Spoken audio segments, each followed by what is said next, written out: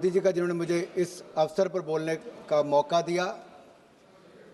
और सबसे प्रसन्नता की बात यह है कि वंदे मातरम पर चर्चा की शुरुआत भी किसी और ने नहीं, देश के यशस्वी प्रधानमंत्री नरेंद्र मोदी जी ने स्वयं की है। एक समय वो था जब शताब्दी वर्ष वंदे मातरम का था, उस समय आपातकाल लगाकर देश को अंधकार में डुबाने का काम और देश के संविधान को तार तार करने का काम उस समय की प्रधानमंत्री इंदिरा गांधी जी ने किया था। उस समय तो चर्चा भी नहीं हो पाई थी। आज स्वयं प्रधानमंत्री जी ने अपने भाषण में देश की जनता के सामने वंदे मातरम का इतिहास और इसके सांस्कृतिक महत्व को देश के सामने रखा है। मैं यही कहूंगा, एक तरह से आने वाली पीढ़ियों के लिए वो एक बहुत बड़ा डॉक्यूमेंट, एक प्रेरणादायक बनेगा, एक ऐसा दस्तावेज जिस पर 150 साल पुरानी जितनी हमारी घटनाएं घटी, कैसे वंदे मातरम ने देश को एकजुट करके रखा। और वंदे मातरम, माननीय सभापति जी, केवल एक गीत नहीं, ये महामंत्र है। और मैं तो आप सबके सामने कहना चाहता हूं कि वंदे मातरम कोई धार्मिक गीत नहीं है, किसी व्यक्ति, दल या किसी राज्य का गीत नहीं। वंदे मातरम राष्ट्र की आत्मा का गीत है। वंदे मातरम भारत के गौरव का गीत है। वंदे मातरम भारत की आशाओं आकांक्षाओं का सुरमई गीत है। भारतीय संस्कृति और विरासत का प्रतीक है। वंदे मातरम सिर्फ गीत नहीं बल्कि राष्ट्रीय प्रेम की रीत है, और इसलिए कांग्रेस इससे भयभीत है। और भयभीत तो इतनी है साहब कि जब इसकी चर्चा शुरू हुई, माननीय प्रधानमंत्री जी सदन में थे, तब भी जिस परिवार को दशकों तक इस देश में नेतृत्व करने का मौका मिला, उसके 2 सदस्य सदन में ही उपस्थित नहीं थे।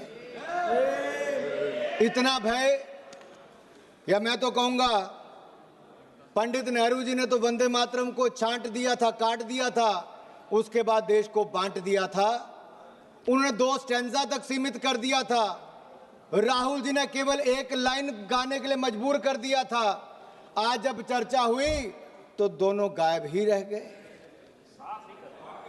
लेकिन मैंने सुना है अभी गलियारों में चर्चा थी कि शायद पिछले 5 दिन से प्रियंका जी मेहनत कर रही हैं, याद कर रही हैं, आज पूरा वंदे मातरम, पूरा सभी स्टैंजा बगैर पढ़े यहां पर गाने वाली है। मैंने सुना, बाहर चर्चा चल रही थी ऐसी। अब उसका भी इंतजार रहेगा। जो इतने महापाप किए हैं, अब महापाप का प्रायश्चित करने का समय भी आ गया है।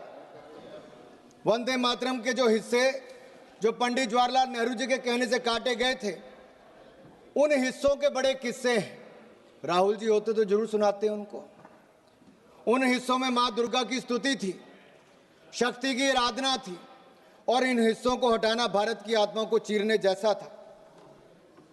माननीय सभापति जी, वंदे मातरम का संक्षिप्त इतिहास पर मैं कुछ कहना चाहूंगा। 7 नवंबर 1875 के दिन भारत माता के महान सपूत, संत, साधक, साहित्यकार बंकिम चंद्र चट्टोपाध्याय जी ने इसकी रचना की। और यह शुभ दिन कार्तिक शुक्ल नवमी था, अक्षय नवमी था।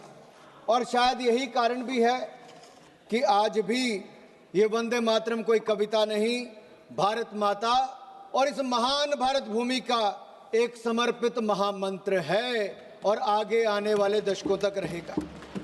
वंदे मातरम उतना ही पवित्र है जितनी वेद की ऋचाएं हैं। वंदे मातरम उतना ही पाक है जितनी कुरान की आयतें हैं।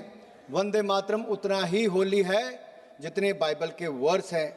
वंदे मातरम बंकिम चंद्र चटर्जी के कालजयी उपन्यास आनंद मठ का एक अभिन्न अंग है, एक भाग है। आनंद मठ केवल एक उपन्यास नहीं बल्कि एक ऐतिहासिक चेतना का दस्तावेज है। अनडिवाइडेड बंगाल की लड़ाई लड़ने वाले ऐसे जो लोग जो ईस्ट इंडिया कंपनी और स्थानीय सामंती नवाबों के अत्याचारों और शोषणों के खिलाफ लड़ते थे, उन महान सेनानियों के संघर्ष का महामंत्र था वंदे मातरम। वंदे मातरम आज भी उतनी ऊर्जा का संचार करता है। फिर भी जिन लोगों के दिमागों के दरवाजे बंद हैं, अपनी बुद्धि और विवेक पर जिन्होंने कट्टरपंथ का ताला लगा रखा है और जिन्होंने कट्टरपंथ का ताला लगा रखा है, उनके लिए उन्हीं की भाषा में मैं कुछ कहना चाहता हूं, जो एक अनाम कवि ने लिखा है। 4 लाइन साझा आपसे करता हूं कि वंदे मातरम है क्या। कौम के खादिम की है जागीर, वंदे मातरम। मुल्क के वास्ते है आकीर, वंदे मातरम। मुल्क के वास्ते अक्सीर, वंदे मातरम।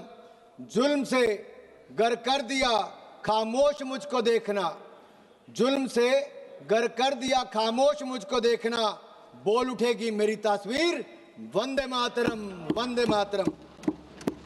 अध्यक्ष महोदय, एक बहुत बड़े बंगाली साहित्यकार, इस्लामिक स्कॉलर हुए रियाजुल करीम, उन्होंने एक किताब लिखी थी, एक लेख लिखा था, इस्लाम और वंदे मातरम। मैं इस्लाम इसलिए कह रहा हूं कि मुझसे पहले के कांग्रेस, डीएमके और अन्य वक्ताओं ने कहा कि मुस्लिम इसके विरोधी थे।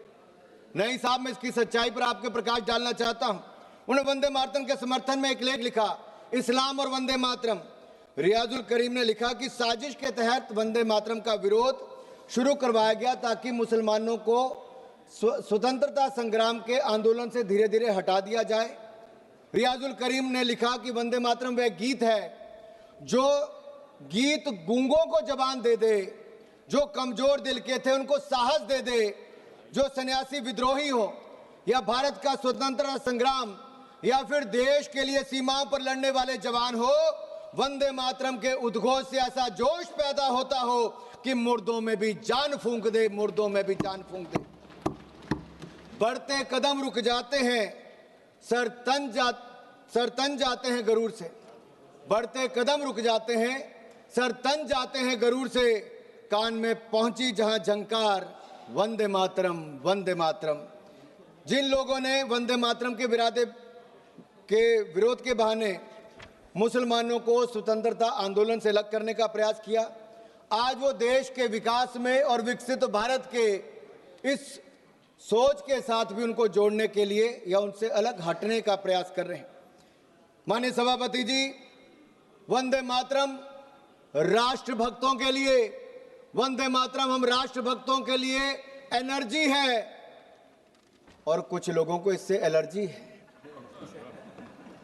अब एलर्जी वालों को तो हम कुछ कर नहीं सकते, लेकिन 150वीं जयंती पर मैं इतना जरूर कहूंगा कि अंग्रेजों को तो वंदे भारत से दिक्कत थी, जिन्ना को वंदे भारत से दिक्कत थी। स्पीकर साहब प्लीज अंग्रेजों को वंदे मातरम से दिक्कत थी, अंग्रेजों को वंदे मातरम से दिक्कत थी, जिन्ना को वंदे मातरम से दिक्कत थी, जिन्ना के मुन्ना को भी वंदे मातरम से दिक्कत है।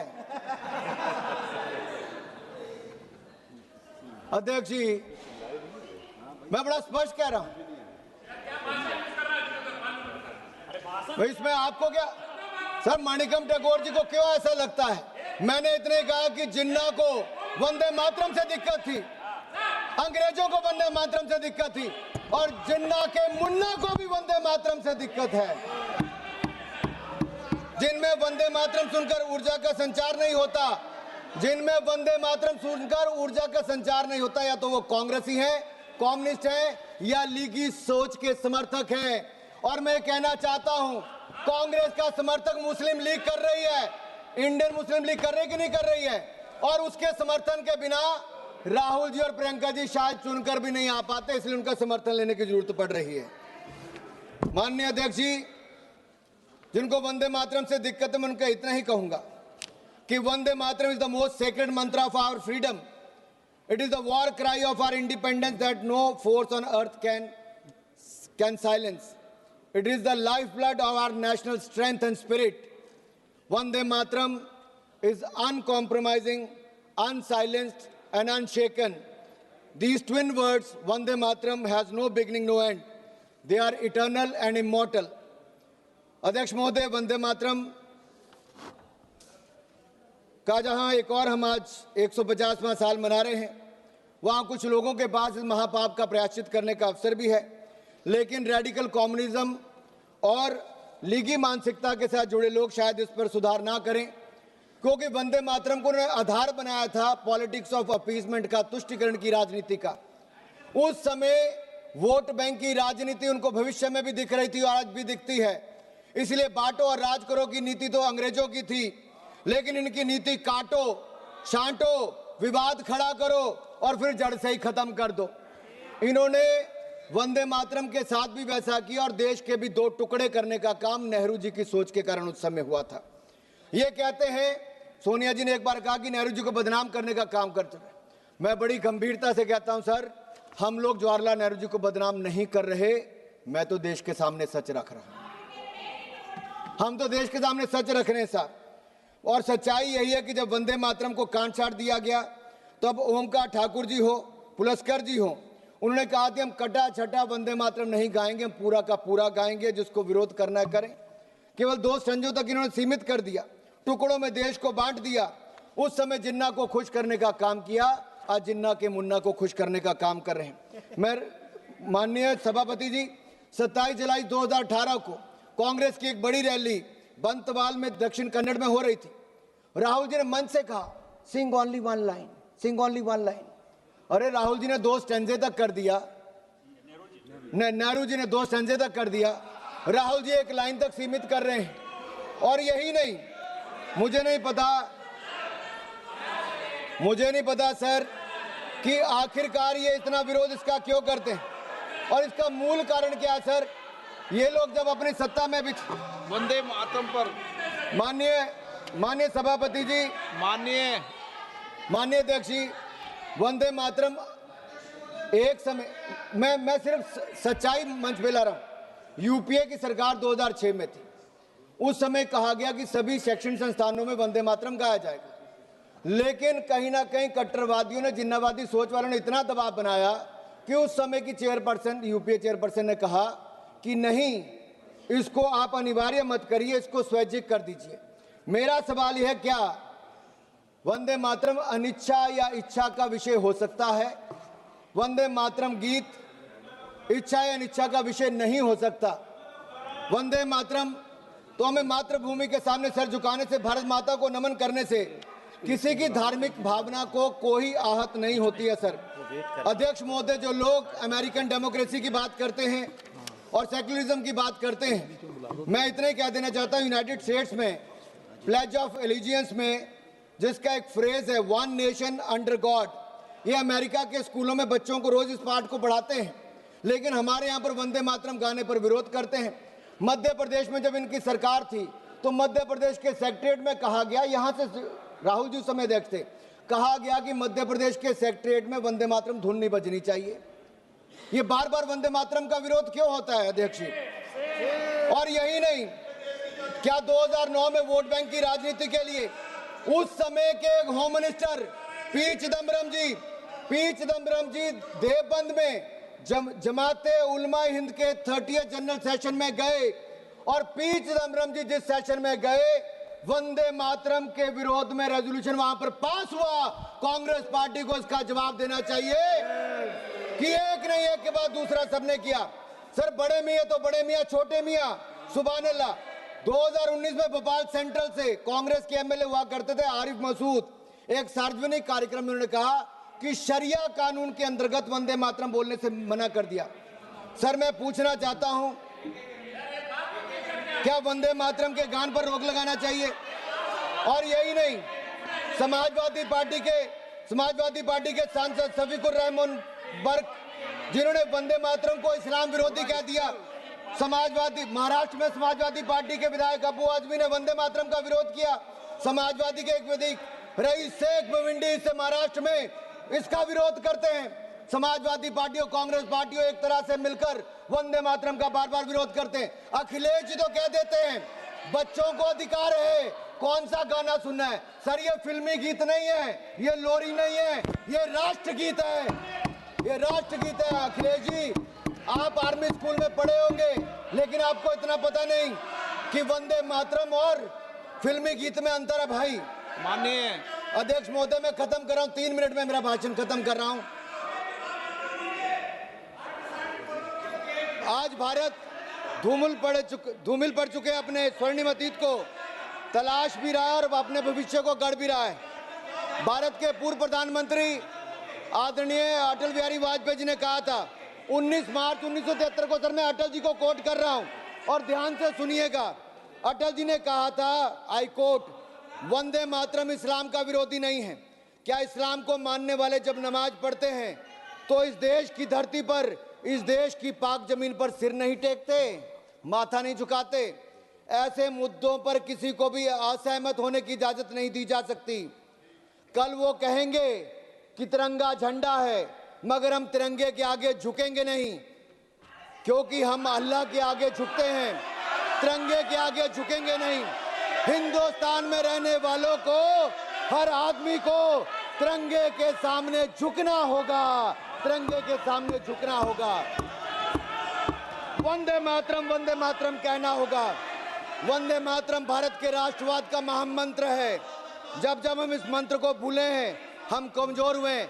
आजादी के अमृत महोत्सव में प्रधानमंत्री मोदी जी ने केवल एक परिवार नहीं, जितने लोग आजादी के साथ जुड़े थे, स्वतंत्रता संग्राम के साथ जुड़े थे, प्रधानमंत्री नरेंद्र मोदी जी ने उनके बारे में गांव-गांव में बताया। यही नहीं सर, ये लोग कहां से याद करेंगे वंदे मातरम को? इनकी सरकारों के समय तो यासीन मलिक को बिरयानी परोसी जाती थी प्रधानमंत्री के घर पे, उसी यासीन मलिक को पाकिस्तान भेजा जाता था। अरे बाटला हाउस कांड के आतंकवादियों के घर जाकर सोनिया गांधी जी रोती थी। मैं यही नहीं, अध्यक्ष जी, मेरा एक आखिरी बात करके मैं अपनी बात को समाप्त कर रहा हूं, क्योंकि ये जरूरी इसलिए भी है सर, अगर नहीं पूछूंगा तो अधूरा रह जाएगा। मैं बस 1 मिनट में सर खत्म कर रहा हूं, बस सर 1 मिनट में।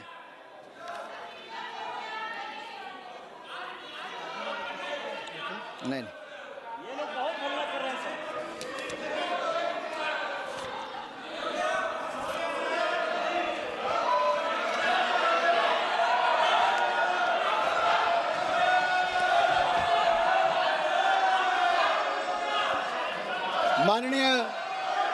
माननीय अध्यक्ष जी, अगर 1896 में अगर 12वें कलकत्ता में कांग्रेस के 12वें अधिवेशन में रविंद्रनाथ टैगोर जी ने गाया था और उसमें एक मुस्लिम रहमतुल्लाह एम सयानी ने उसकी अध्यक्षता की थी, क्या तब ये मुस्लिम विरोधी नहीं था? 1905 में बंगाल के बारिसाल में चित्तरंजन गुहा जी ने वंदे मातरम के लिए अपना खून बहाया। 1907 में वंदे मातरम गाते गाते सुशील चंद्र सेन ने कोड़े की सजा झेली। 1908 में खुदीराम बोस ने वंदे मातरम गाते फांसी चढ़ ली। 1909 में मदनलाल ढींगरा ने वंदे मातरम बोल लंदन में फांसी से जूझ गए। 1927 में राम प्रसाद मिस्मिल ने वंदे मातरम बोलकर फांसी चढ़ गए। 1971 में कलकत्ता में जब दिनेश चंद्र गुप्त वंदे मातरम का उद्घोष किया तो पूरी जेल में सलाखे हिलाते हुए सर जब फांसी की सजा हुई सबने वंदे मातरम कहा। देश को आजादी भी दिलाई, जितनी लाठियां चली उससे ज्यादा दुगनी आवाज वंदे मातरम के जय घोष से हुई। आज 150वीं जयंती पर इस सदन से भी वो आवाज गूंजनी चाहिए। मैं कहता हूं वंदे मातरम, वंदे वंदे वंदे वंदे वंदे। सर यही हमें कहना है, हमें इसको सर मेरा इतना ही कहना है कि ये बार बार मानिकम जी कितना विरोध वंदे मातरम का करोगे?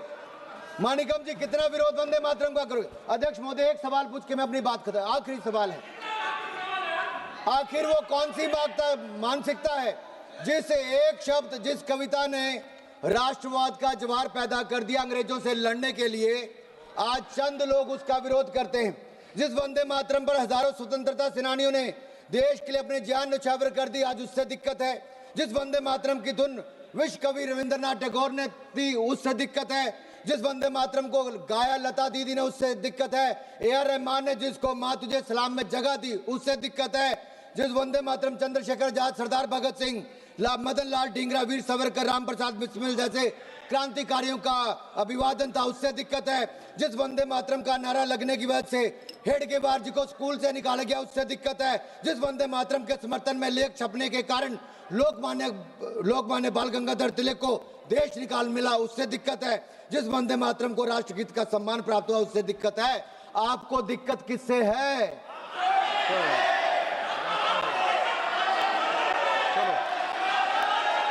श्री राजेश, अध्यक्ष जी, मुझे मेरा जवाब मिल गया है, मुझे मेरा जवाब मिल गया। इन्होंने कहा कि इनको दिक्कत हमसे है, और मैंने पहले कहा था हमें वंदे मातरम से एनर्जी मिलती है, कुछ को वंदे मातरम से एलर्जी होती है राजेश, और ये एलर्जी दिखती है। मैं एक बार फिर वंदे मातरम 150 पर आपने सदन में चर्चा करवाई, देश के सामने इतिहास और सच को लाने का अवसर दिया। माननीय प्रधानमंत्री जी ने देश के सामने इसके इतिहास को और वास्तविकता को रखा। कैसे वंदे मातरम गीत आज एक महामंत्र के रूप में 150 देशवासियों को इकट्ठा करता रहा। मैं माननीय प्रधानमंत्री जी को इसकी शुरुआत करने के लिए जहां एक और धन्यवाद देता हूं, साधुवाद देता हूं, वहीं आपका धन्यवाद करते हुए अपना स्थान लेता हूं। वंदे मातरम। राजेश वर्मा, शॉर्ट में बोलना भाई।